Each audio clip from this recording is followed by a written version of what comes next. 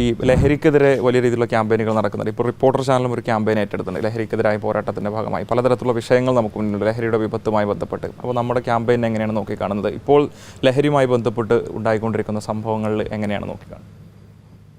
നമുക്ക് reporter channel ഏറ്റെടുത്തുള്ള വലിയൊരു ദൗത്യമായിരിക്കണത്. പൊതുസമൂഹത്തെ ഉണർത്താൻ നമുക്ക് കഴിയും. നമ്മുടെ യുവാക്കളിൽ ഈ സന്ദേശം എത്തിക്കാൻ നമുക്ക് കഴിയണം.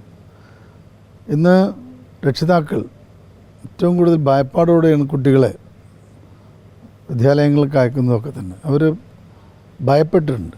അപ്പോൾ ആ ഭയം മാറ്റിയെടുക്കാൻ എല്ലാ വിധത്തിലും മദ്യത്തിനെതിരായി അല്ലെങ്കിൽ മയക്കുമരുന്നിനെതിരായിട്ടുള്ള വലിയ ക്യാമ്പയിനുകൾ ഉണ്ടാവണം.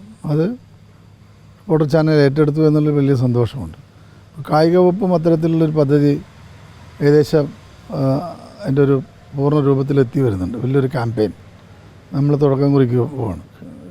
അപ്പോൾ അതുമായി ബന്ധപ്പെട്ട വിവരങ്ങളും പിന്നീട് അറിയിക്കാം. വളരെ നന്ദി. മന്ത്രി വി അബ്ദുറഹിമാനാണ് വിശദമായ പ്രതികരണം റിപ്പോർട്ടർ ചാനലിനോട് നടത്തിയിരിക്കുന്നത്. വീഡിയോ ജേർണലിസ്റ്റ് ഷഫീഖ് അരുളായിക്കൊപ്പം reporter Mubashar P Akbar, reporter Tirur.